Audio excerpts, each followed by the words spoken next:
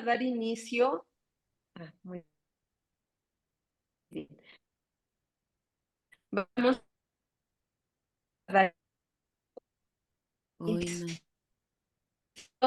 a, a esta charla de lo que está sucediendo en sus espacios. Y bueno, pues la charla que les voy a implementar se titula Identifica las señales de alerta de la violencia sexual infantil. Así vamos a hacer un recorrido por varios puntos que nos pueden ser de mucha utilidad para, pues, qué hacer y cómo saber si le está sucediendo algo a nuestras infancias. Eh, mm, bueno, ya Lucy Morano nos dio la base de la raza, entonces no repito. Y vamos a iniciar con este primer bloque que se llama Indicadores de posible violencia sexual infantil. Identifica las señales de alerta de la violencia sexual infantil para mamás y papás. Entonces, muy atentas y atentos. A ver, vamos a iniciar mirando, considerando que los efectos que va a tener o el impacto que va a tener la vivencia de las violencias en la infancia dependen de varios factores. Cada caso es distinto y también mencionar que no todos los niños van a presentar todas estas secuelas o todas estas circunstancias, no es como un checklist, algunos sí presentarán varias y otros no. Vamos a nombrar ahora primero el tipo de violencia que se pueda presentar y las características a tener. Eh, Uno tiene que ver con la percepción que tenga el niño o niña del suceso. Por ejemplo, hay algunos niños, es muy común que en etapas muy chiquitas no lo vivan como un evento de violencia sexual porque no tenían la información o porque en efecto no hubo una situación que esté involucrando golpes o palabras altisonantes, que eso evidencia claramente la violencia, sino que es en otras características del contexto. Entonces, y sumado, si no tiene información, algunos niños y niñas, su percepción puede estar un poquito borrosa o dudar de la circunstancia, pero algunas otras infancias sí tienen clarito, pues, qué es lo que pasó, si transgredieron mi cuerpecito o no. Entonces, el efecto va a depender de esta percepción del suceso, las características de quien violentó. Aquí la realidad es que hay un dato súper importante. O sea, este dato en realidad muchas personas ya le conocen, que mayoría de la característica del agresor o agresora es una persona del mismo entorno en donde convive el niño o la niña. Puede ser pues algún familiar, que es, al ratito vamos a revisar cifras más exactas, pero la cercanía de la persona puede ser algo que también dependa, genere el impacto, ya sea mayor o menor, si porque era alguien muy cercano y le quería mucho, o era una persona desconocida y me tomó por sorpresa. Entonces, eso puede intervenir. El proceso legal, aquí no todas las familias inician un proceso legal, eh, pero, o sea, hoy tenemos, gracias a la labor de muchas personas, una sensibilización en los procesos legales, pero antes también se escuchaba mucho la revictimización dentro del mismo proceso legal. Entonces, cómo se viva los pros y los contras del proceso legal, pues también generará un impacto. El funcionamiento familiar, ese es otro de los grandes elementos en la vivencia. Si son familias de lo que comúnmente nombramos como disfuncionales y viene el evento, o si es de la familia de una persona y entonces le echan la culpa, pues era de tu familia, y si el evento genera el conflicto entre familias, pues eso vuelve más conflictivo, o bien si el funcionamiento familiar podría haber muchas discrepancias, pero en esto nos unimos, eso coadyuva a que el niño o la niña vaya digiriendo y la etapa de desarrollo y características de la víctima. También los rasguitos de personalidad, hay algunos niños que pueden poner límites con mayor facilidad, hay otros niños que les cuesta mucho trabajo poner límites, también puede influir, y la respuesta ambiental a la revelación del abuso. Eso, todos estos elementos pueden impactar en la vivencia del evento. Algunas cosas que generalmente se generan como huella, pues está, una vez que ya le cayó el 20 al niño o a la niña, que lo que vivió fue un evento de violencia sexual, pues es la sensación de traición, ¿no? De la persona que yo quería, pues me traicionó. ¿Por qué me hizo esto que se llama abuso sexual? O cuando los niños y las niñas ya caen en cuenta que pues esto es un delito, que comprenden el concepto del delito, es por qué ellos o ellas, el estigma, si es que lo hay en algunas familias, por ejemplo, por mencionar, en el caso de las mujeres, el tema de la virginidad, ese puede ser, si está presente el discurso en la familia sobre la virginidad, hay que tener mucho cuidado, los sentimientos de impotencia y si hubo sexualización traumática. Acorde a algunos estudios, la presentación trae las fuentes de donde es tomada esta información. En la fuente 1, 2 y 3 hacen referencia que del 20 al 48% de las infancias que han vivido violencia sexual presentan polivictimización. ¿Qué es esto? La polivictimización es que no solo hay un tipo de violencia sexual, sino hay diferentes tipos de violencia, por ejemplo, violencia sexual y violencia física e intrafamiliar, por ejemplo, que hay varios tipos de violencia. Entonces, es un dato muy significativo y que muchos estudios coinciden en ello. Bueno, ahora, ¿qué indicadores como mamá y como papá debo de tener en cuenta? Miren, los indicadores son las señales de alarma a escuchar. O sea, ¿qué es lo que veo, escucho? ¿Qué cosas cambiaron en las actitudes de mi hijo o hija, que son a las que les debo de poner mucha atención y eso nos va a ayudar a ver por la seguridad de nuestros niños y de nuestras niñas? Eh, Tenemos los que son de riesgo y los específicos de riesgo. O sea, todos son de riesgo, pero hay focos distintos. Los que son de riesgo puede deberse a la violencia sexual u otras violencias o necesidades. Y los específicos de riesgo tiene mucho mayor posibilidad de experiencia de violencia sexual. Entonces hay que tener muy presente esta clasificación, y ahorita vamos a ver tres grandes rubros dentro de estos.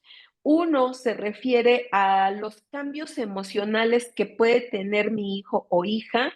El segundo se refiere a las conductas sexuales que pueda tener mi hijo e hija como manifestaciones muy claras que aterrizan en el desarrollo sexual o erótico en el cuerpecito del niño o de la niña. Y el tercero son los hallazgos físicos, como ver alguna huella así visible, tangible, de dolor que tenga mi hijo o mi hija en su cuerpecito. Entonces vamos a mirar la primera, que se refiere a los indicadores de riesgo, eh, eh, a los cambios emocionales inusuales. Por ejemplo, nuevos miedos. Antes, por ejemplo, esto de, miré que antes no tenía miedo a la oscuridad, es algo muy frecuente, y ahora sí, a partir de tal fecha, quiere que yo me duerma con él o con ella, o no tolera dormir con la luz completamente apagada.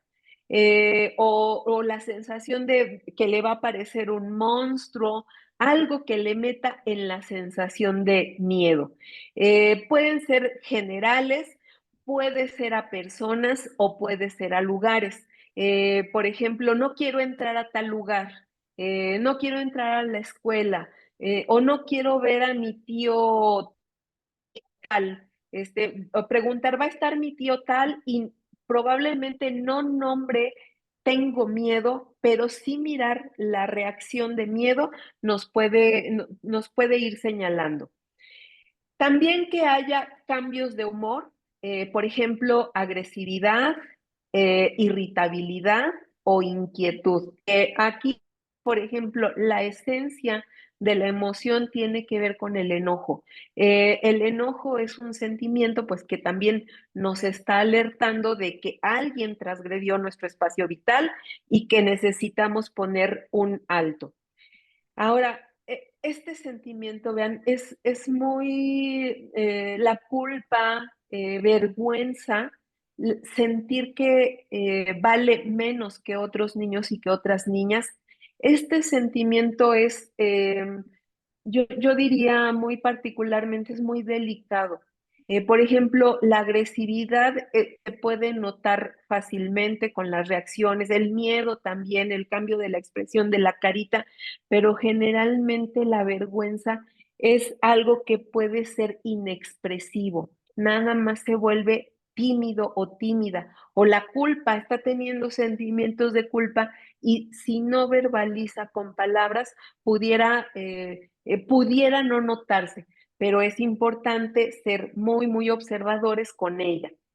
Desinterés, tener desinterés por actividades, principalmente si antes sí las tenía y ahora ya no, o que se aísle la persona y ya no quiere jugar, por ejemplo, encontrarle, antes jugaba con todos y ahora está muy reservadito, nada más está jugando solito, ensimismado, que tenga hipervigilancia, la sensación constante de peligro, que esté sobre alerta, mirando, buscando si alguien va a llegar, que tenga sensibilidad extrema o crisis de llanto y que se le pregunte, ¿pero por qué lloras?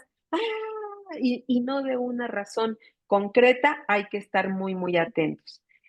Que tenga rechazo o desprecio hacia una persona, ese también puede ser bastante evidente. No quiero estar, que salga corriendo, esa puede ser algo muy, muy evidente. Que haya regresión a conductas anteriores, pérdida de control de esfínteres, por ejemplo. Una regresión a conductas anteriores pudiera ser, eh, quiere que ya es un niño o niña que se iba al baño y se limpiaba y ahora quiere que vayan y que mamá lo limpie, le limpie para que esté mejor. Y no puedo hacerlo. O que ya tenía ciertos logros, ya sea académicos, y que ya no los quiera manifestar, o mucho de actitudes. Antes brincaba y ahora ya no quiere hacerlo. Que haya cambios en el apetito y en el sueño. Y aquí yo miraría las polaridades. porque se nos podría ir se vuelven muy tragoncitos, o se les va el apetito, o se vuelven muy dormilones, o les da insomnio, o que esté muy lleno con los sueños con pesadillas, también podría ser. Eh, que haya distracción, falta de concentración, bajo rendimiento escolar, también puede ser un referente, que haya malestares físicos constantes, no sé, que se queje ya, que esté somatizando en realidad de su cuerpecito, que empieza a tener tipo gastritis, de estómago, de minusvalía o que no cuide y se golpee con cierta facilidad, por ejemplo. Ahora, en este bloque vamos a revisar las conductas sexuales que puedan ser inusuales. Por ejemplo, que el niño o la niña tenga conocimiento, comportamiento, tenga comportamientos, que realice dibujos, lenguajes o sonidos sexuales avanzados o inadecuados para su edad. Por ejemplo, no sé, que haga un gemido, por ejemplo, y que lo haga con cierta intención, que sea además algo repetitivo, por ejemplo, a eso se puede referir. Eh, Imitar conductas sexuales adultas con otros niños o niñas, por ejemplo, simular alguna posición sexual, que le pida a un compañerito, compañerita, que se ponga en tal posición, o bien que eso lo realice con alguno de sus juguetes o con los animales, con sus mascotas que tenga. Escribir, dibujar, jugar o soñar con imágenes atemorizantes, ya sean de contenido sexual o no, o igual pudiera ser que al final sí sea de connotación sexual, que se pueda interpretar, evidentemente un especialista, no los mamás y papás. Eso sí, mamás y papás no podemos hacer eso, pero que a mí me resuene que eso que está soñando refleja algo en relación a su sexualidad, es un foco de alerta.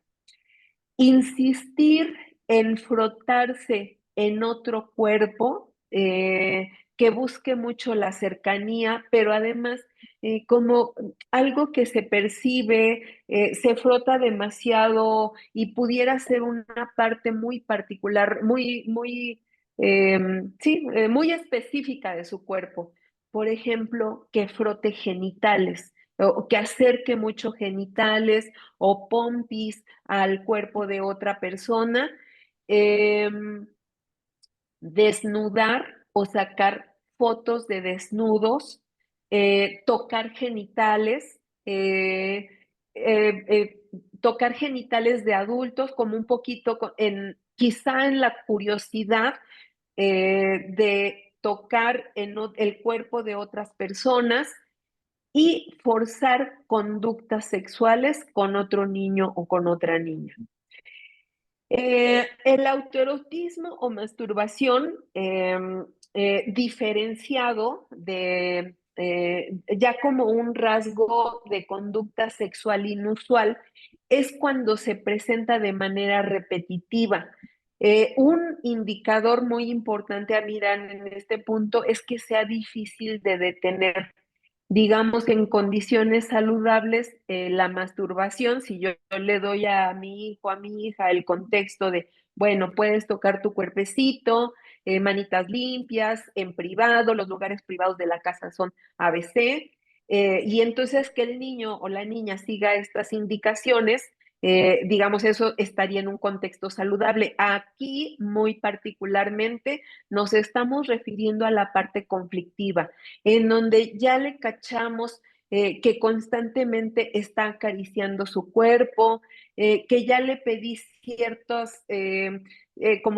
ya le dije ciertas indicaciones y lo vuelve a repetir y lo vuelve a repetir. ahí es el foco de alerta y o que pueda dañar incluso su propio cuerpo. Hablar de tener una amistad mayor o tener objetos nuevos sin explicación, así como que se le apareció un juguetito, aunque fuera chiquito, grandote, y de dónde salió, cómo lo consiguió. Es muy, muy importante estar muy pendiente de de los regalos que lleguen a la casa de los niños y pues los cuidadores y cuidadoras estar atentos. Ahora vamos a mirar los hallazgos físicos, lo que encontremos en su cuerpecito, que puedan ser signo de vivencia de violencia sexual.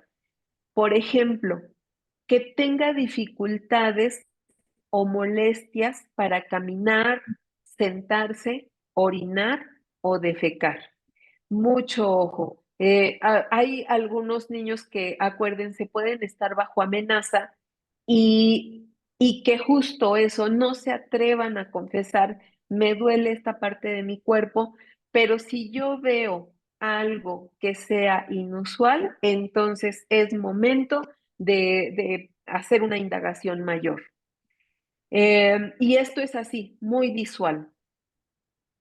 Que presente señales de golpes, mordeduras, moretones o chupetones. Así, indiscutiblemente, este puede ser otro foco rojo, que en el orificio anal o vaginal laxo o esté laxo o con heridas, que haya cicatrices y fisuras, también ese es un foco indudable de que el niño ha tenido una violencia sexual muy, muy específica. Ya como un síntoma posterior, puede ser que el niño o la niña presente secreciones que sean inusuales. Por ejemplo, me voy a referir particularmente al cuerpo de las mujeres. Eh, la vulva siempre tiene humedad, siempre hay cierto fluido corporal que pues representa que tiene que ver con la humedad. Entonces, algo inusual es que ya presente una secreción, por ejemplo, que haya cambiado en cantidad, esté acompañada de comezón, irritación. Si hay presencia de ampollas, aquí ya es un foco indudable, que además la secreción tenga un mal olor, que haya dolor, que haya hinchazón, que haya picazón, ardor o rosaduras en genitales, boca o ano que se deben a infecciones de transmisión sexual. Entonces, indiscutiblemente es una circunstancia en que el niño o la niña esté viviendo violencia sexual. Bueno, hasta aquí un primer fragmento. Ahora, bueno, nombrarles a quienes nos escuchan, si van surgiendo dudas, les van a compartir un enlace para que vayan plasmando sus inquietudes. En algún momentito les mandarán uno para que vayan haciendo sus anotaciones y envíen las dudas. Ahora, en este segundo bloque vamos a mirar algunas ideas para acercarte si percibes indicadores de riesgo. Bueno, miren, yo digo que pues es como al inicio, o sea, estos son eventos que marcan la vida, que quizás suena fácil, pero la verdad es que estando en el momento, pues reaccionar con todas estas circunstancias sí es pedir mucho. Pero es importante que sí vayas ubicando qué es lo que puedes hacer. Ay, ay, ay, subí mi mano. Me la pueden bajar. Yo solita quiero participar. Gracias.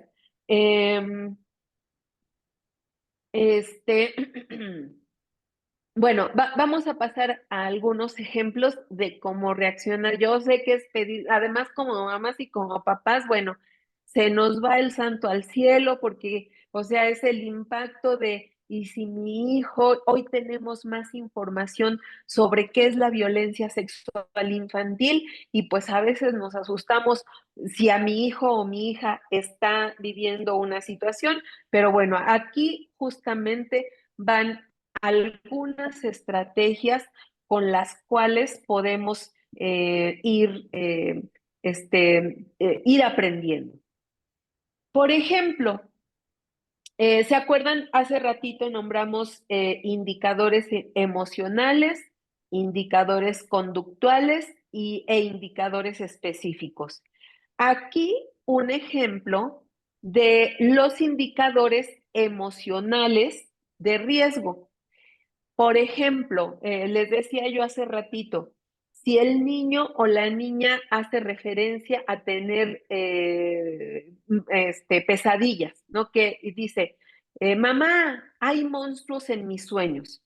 Entonces, como paso uno, podemos hacer una estrategia muy bonita.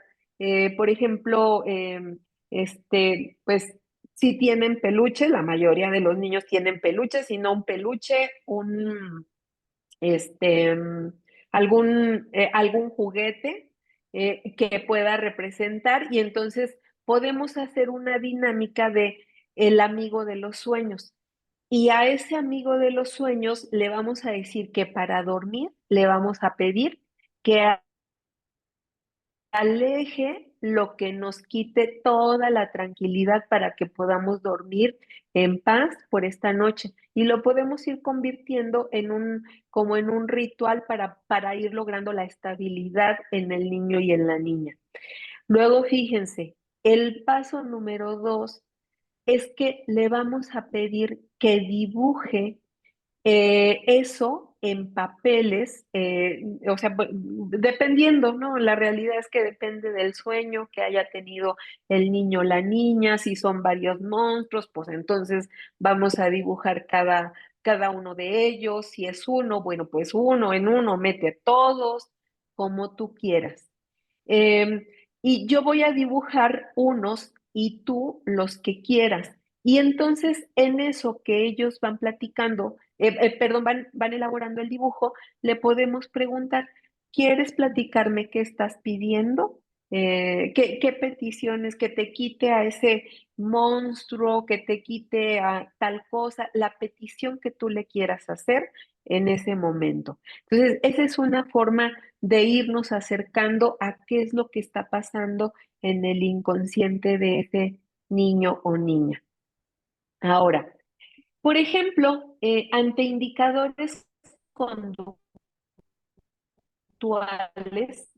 de riesgo, ahora vamos. Un ejemplo puede ser, papá, no quiero ir a la escuela o no quiero ir al baño de la escuela. Entonces, nuevamente, el dibujo es una estrategia maravillosa porque nos ayuda a que el niño plasme cómo es su vivencia, cómo sea. Hay algunos que dicen, pero es que yo no sé dibujar, dibújalo como puedas. Finalmente, si recopilamos ese dibujo, pues ya lo podemos llevar ya con un especialista y que haga una interpretación de esa primera impresión, que por cierto, aquí un gran detalle, eh, por ejemplo, si en el sueño hay un monstruo y hay un contenido que tenga que ver con violencia sexual, es muy importante seguir el protocolo que entiendo será desarrollado en la siguiente charla, Gema. Ajá, muy bien, gracias. Entonces, nada más esperen, pero hay un material que ya está diseñado, en donde está aterrizado este protocolo, qué pasos seguir en caso de que yo detecte que mi hijo o mi hija está vivenciando violencia sexual. Entonces, ahí muy, muy atentos con ese material. Me regreso a esta diapositiva. Entonces, le vamos a pedir que dibuje las partes de la escuela. ¿Dónde está el salón? Su aula, por ejemplo, o la entrada, la dirección, y si dijo particularmente el baño, ¿a dónde están los baños? Y ahora, en donde te sientas segura, seguro, vamos a poner una carita feliz. En donde sientas miedo, una que esté asustada, ¿no? Entonces ya supongamos que el niño lo hace y podemos complementar con información. Los miedos son nuestros amigos porque nos dicen que necesitas protección. Recordemos que el miedo es un sentimiento que justamente nos alerta de, peligro, peligro. Así funcionamos los humanos. Entonces, podemos ir incorporando pues esta información. Le preguntaré a esa carita de susto de qué quieres que proteja a mi hija, quieres que proteja a mi hija de algo de ese lugar, y entonces le podemos apoyar al niño o a la niña. em, ok, podemos eh, irle ayudando a que el niño o la niña hable. Y entonces, nada más un gran detalle con las preguntas. Por favor, pueden irlas escribiendo en el chat para que todos podamos ver sus preguntas y al final contestar. Bueno, y ahora vamos a ver si me encuentro con hallazgos específicos en el cuerpo, por ejemplo, o algo que sea más específico. Por ejemplo, eh, si ves, si el niño o la niña, no sé, cuando está ensimismado, ensimismada, hace dibujos de cuerpos desnudos y además con sentido sexual. En ese caso, podemos decir, veo que estás haciendo dibujos sobre el cuerpo. ¿Sabías que los dibujos también son una forma de hablar? Y entonces, bueno, si ahí el niño empieza a dialogar sobre ello, gracias por hablar conmigo. Por ejemplo, en realidad esta es una pregunta que sí tiene bastante grado de contacto con las emociones, porque, o sea, tratándose del desnudo, y si hay una conciencia sobre lo que es el desnudo, puede ser que el niño o la niña se cohíba, ¿no? Que se sienta así, que notes que está contactando con vergüenza o que ya sabe que, ay, no debía haber dibujarlo, no debí de haberlo dibujado. Entonces, pedirle gracias por hablar conmigo es una frase que justo aminora los sentimientos que puedan ser difíciles para el niño o la niña. ¿Puedes platicarme qué te recuerda este dibujo? Yo te voy a escuchar, te voy a creer. Esta es una frase muy, muy importante que los y las cuidadoras le demos la credibilidad a nuestros hijos e hijas, y haré lo necesario para protegerte. Em, Miren, acá otro ejemplo. Eh,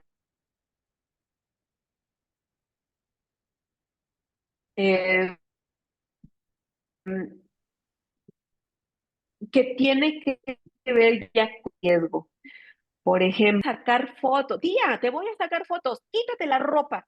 Eh, Le puedes decir, está bien que a veces tomemos fotografías, pero las personas más grandes que tú tenemos la regla de tomar fotos de niñas y niños sin ropa. ¿Hay alguna persona que conozcas que necesite recordar esa regla? Es una manera amena justamente de acercarnos al niño para que nos diga, al niño, a la niña, para que nos diga el contexto que está teniendo y pueda abrir la situación.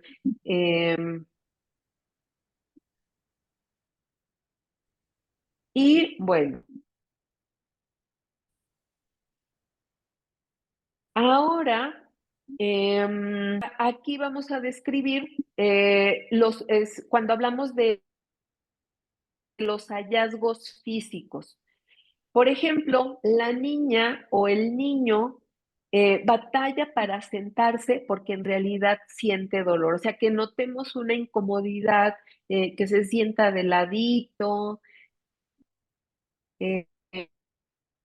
eh, por ejemplo, entonces ahí inmediatamente, aquí paso número uno es buscar la revisión médica o una institución especializada. Además, yo aquí quiero hacer la gran observación que el tema con una revisión médica es encontrar algo que nos acerque, que descarte violencia sexual. Hay algunas personas que, bueno, lo que hay la información en el colectivo social, pues es que mientras no haya habido penetración, como estar más pendientes de si hubo penetración o no, como que eso es lo típico de, de estar buscando y no. O sea, lo importante es actual y empezar a resguardar a nuestro hijo, nuestra hija. Bueno, aquí algo súper importante, las primeras 72 horas son importantísimas. Aquí podemos encontrar los hallazgos de evidencia corporal más cercanos, indiscutibles, que es tomar acciones prontas. En cuanto yo vea eso, acciones prontas. Registrar la información y, por ejemplo, ya hoy la tecnología pues es un recurso que podemos utilizar a nuestro favor. Entonces, si grabamos al niño o a la niña, procurar que el testimonio quede lo más nítido, lo más intacto posible, no influir en el relato. Por ejemplo, sería algo así como si yo le digo, ¿verdad que te tocó tus genitales? Ya, la frase de verdad que te tocó tiene cierta influencia. Entonces, lo primero es hacer un acercamiento y la información nítida, ese será el testimonio. Y pues obviamente poner distancia, proteger a tu hijo o a tu hija. Si el niño o la niña ya dijo, eh, eh, confesó el nombre del agresor o de la agresora, es inmediatamente es contacto cero, poner en resguardo a nuestro hijo.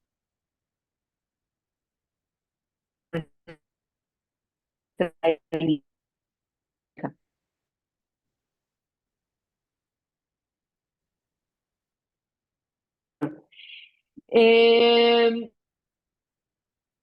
También rasgos físicos, podemos decir, tu estimado, a mí me importa mucho tu salud, cuídate, protege, yo quiero ayudarte, dime por favor cómo sucedió, te protegeré y estaremos, es muy importantes que podemos dar. Bueno, ahora en este bloque, eh, lo que vamos a revisar algunas estrategias que usan quienes ejercen violencia sexual, ¿saben? Creo que a veces la literatura está como muy dura, yo diría, dicen, buscan el consentimiento y nos quedamos así, pero ¿qué hacen para obtener el consentimiento de los niños y de las niñas?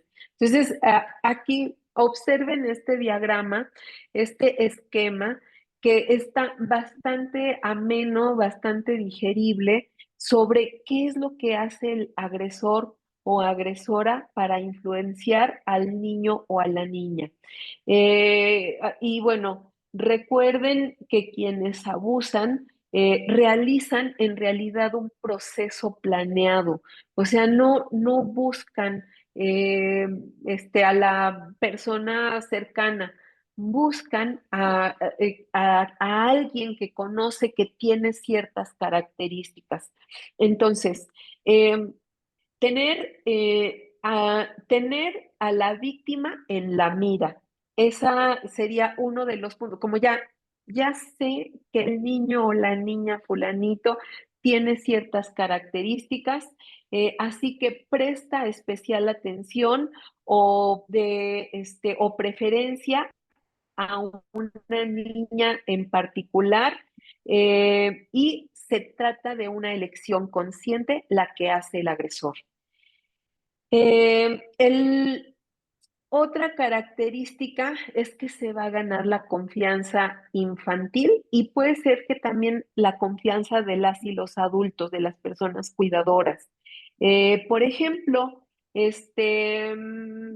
llevar algún objeto, algún juguete que sepa que eso es lo que le gusta al niño o a la niña. Por ejemplo, no sé si observó que estaba leyendo el cómic de Superman. Bueno, pues oye, ¿qué te parece si vamos a ver la película de Superman? Porque te vi que el otro día estabas leyendo tal cosa. Em, o con gusto, no sé, que haga estrategias para decirle al adulto o a la adulta, con mucho gusto, yo puedo cuidar del niño o de la niña, no te preocupes, cuando tú necesites, yo estoy aquí. Esa puede ser una estrategia para ganarse la confianza de las y los cuidadores. Eh, Aquí, fíjense, satisfacer una necesidad. Seguro, esto es algo que también es muy frecuente, que está muy puesto en la información. em, Satisfacer, si ya sabía que es un niño carente de amor o que está buscando el reconocimiento, pues justo. Eso le voy a dar al niño o a la niña. Por ejemplo, oye, te he visto muy cuidadosa no sé, veo que te gustan los perritos, te puedo regalar uno. O conmigo ya no vas a sentirte solo o sola nunca, ya no vas a sentir soledad porque yo voy a estar ahí para ti y te voy a enseñar lo que tú quieras. Eh, Otro de los pasos puede ser aislar a la víctima, es decir, puedes confiar en mí para ir juntos al salón de música porque es nuestro lugar especial, ¿no? Pensando en que haya condiciones, pensando en un contexto escolar. O en mi casa tengo más juguetes, te los voy a enseñar a ti solo o a ti sola. Ese énfasis de a ti solo ya lleva cierta connotación. Sexualizar, violentar o violentar sexualmente, sexualizar la relación o cometer violencia sexual. Por ejemplo, decir la frase, ay, oye, ¿alguna vez te has masturbado? Puedo mostrarte qué es eso, cómo se siente, ven, se siente muy bonito, vas a ver. O puede decir frases como juguemos a que salga en la nieve, o frota aquí para que Santa sepa que es invierno y venga con su trineo. Por ejemplo, entre mezclar en la fantasía con el niño, con la niña. Y otro punto es mantener el control del espacio, de la respuesta del niño, etcétera, etcétera. Por ejemplo, esto de los condicionamientos. Si le dices a alguien, podría ir a la cárcel, así que no podré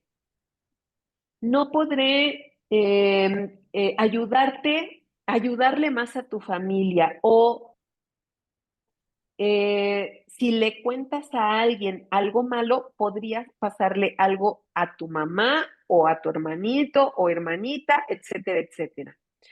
Bueno, ahora, eh, ante estos eventos, para contrarrestar estas circunstancias, es importante que nuestros hijos e hijas poco a poco les vayamos explicando estos conceptos que tenemos aquí.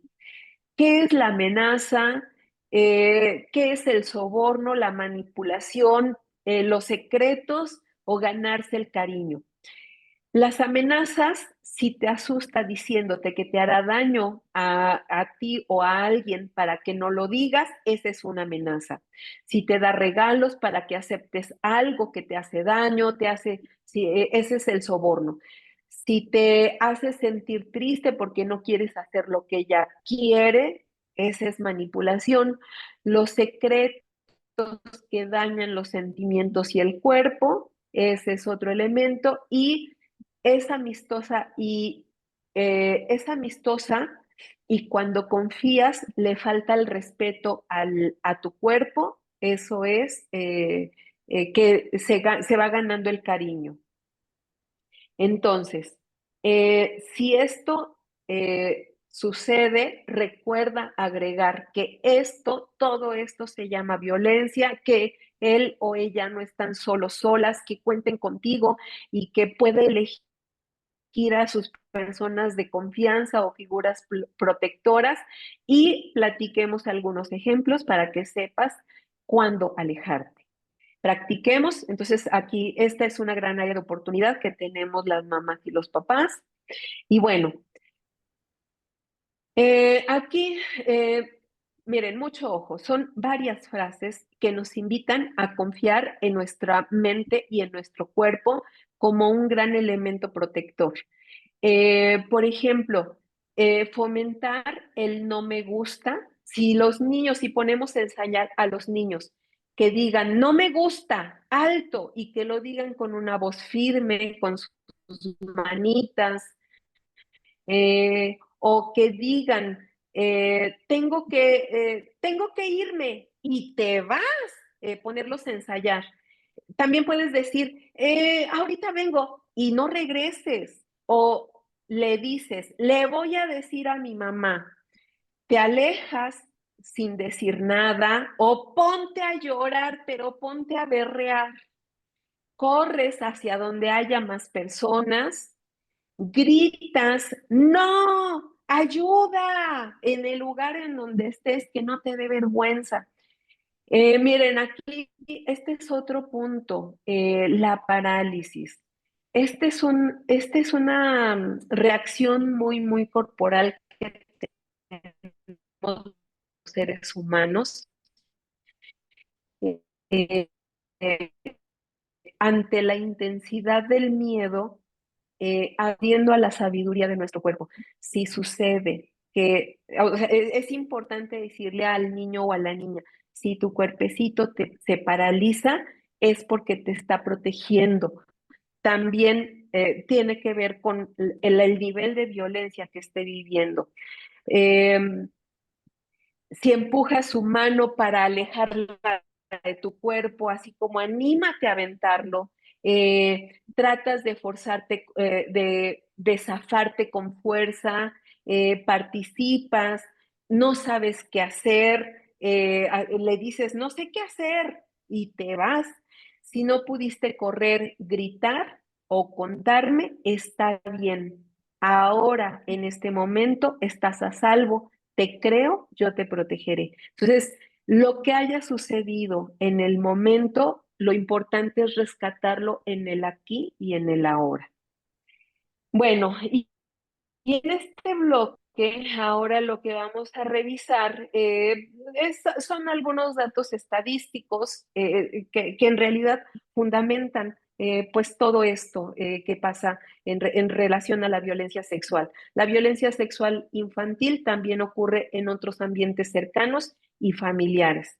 Miren, aquí les queremos mostrar este dato que es de la Red de los Derechos por la Infancia en México, que es una organización que coaliciona a diferentes órganos de la sociedad civil, hicieron una investigación muy significativa que abarca información por décadas. Y vean los datos que arroja. El agresor, la violencia sexual contra los niños y las niñas de entre 1 a 5 años en México está perpetrada la violencia por otros parientes, de cualquier manera son personas cercanas, 30%.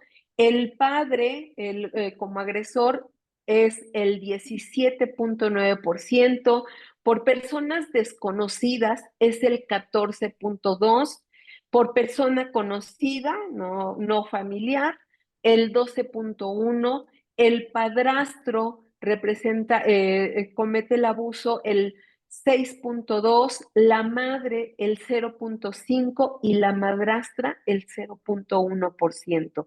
Entonces, estos son datos duros de un estudio muy representativo. Al final, en esta presentación, pues vienen las fuentes, pueden recurrir a la información y también nombrar en relación a los niños y las niñas, del total de las violencias sexuales registradas y cometidas en niños de 1 a 5 años, el 7.9% del total de toda la información compilada, del 15 al 29% son niños y el 71 al 85% son niñas en estos estudios. Y en edades entre 1 y 17 años, el 73% ocurrió en la vivienda y el 8.7% ocurrió en la escuela. Entonces, estos son datos duros que nos pueden ayudar a mirar un poquito más allá. Ahora, vean, eh, esta es una compilación de diferentes fuentes ejecutivas de atención a víctimas. Hacen referencia a que el lugar más frecuente para cometer un abuso sexual es el mismo domicilio de la víctima. Eh, el SPINA, que es el Sistema Nacional de Protección Integral de Niñas, Niños y Adolescentes, dice que 8 de cada 10 agresiones provienen de parientes o personas cercanas. El CONAVIM, que es la Comisión Nacional para Prevenir y Erradicar la Violencia contra las Mujeres, dice que dentro de las violaciones a niñas, el 90% se produce en el interior de los hogares y en el entorno familiar. Save the Children, que es una organización internacional, reporta que 8 de cada 10 casos de abusos sexuales infantiles son cometidos por personas dentro del entorno familiar o conocido. David Finkelhorn, un investigador que fue de los pioneros en hablar de este tema, refiere que el 60% de la violencia sexual contra niños y niñas es cometida por otros menores de edad, lo cual pues también nos abre un área muy particular.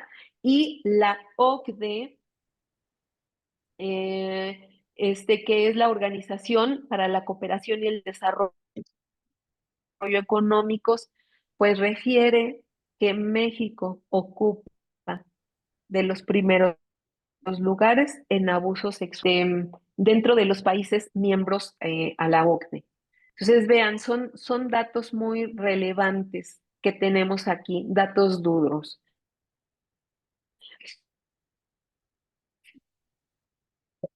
Bueno, ahora, para oír confianza, tanto con las 5 charlas, ya nos compartieron hace un momentito que se van a subir a una plataforma, quizá también también nos pasen el link, si ya lo tienen, pues está muy bien. Revisen las 5 charlas, usa los recursos que están ahí en los como recursos en la plataforma. Hay diversos de ellos que nos van acercando pues a cómo tocar el tema y aplica los hábitos de bienestar familiar. Prioriza que en tu hogar lo que se brinde es la confianza, el respeto al cuerpo y a la privacidad, dar un buen trato y de disciplina saludable, supervisión presencial y en línea también es muy, muy importante con nuestras infancias, que tu hijo o hija sepa que escuchas, defiendes y le crees y le apoyas. O sea, esto se siente, los niños saben si en verdad mamá o papá son su adulto protector. Que no haya un lugar para los secretos y sí para la denuncia. Ese es otro punto importante, que tus hijos sientan que tu hogar representa eso y que inicies la educación sobre los nombres del cuerpo. Dejemos de perderle el miedo a nombrar por los nombres apropiados. Aquí algunas instituciones gubernamentales, en caso de pues detectar que sí hay violencia sexual en nuestro niño o nuestra niña, acudir a la clínica de salud, las que están en los centros, en las colonias, acudir al SECOSAM.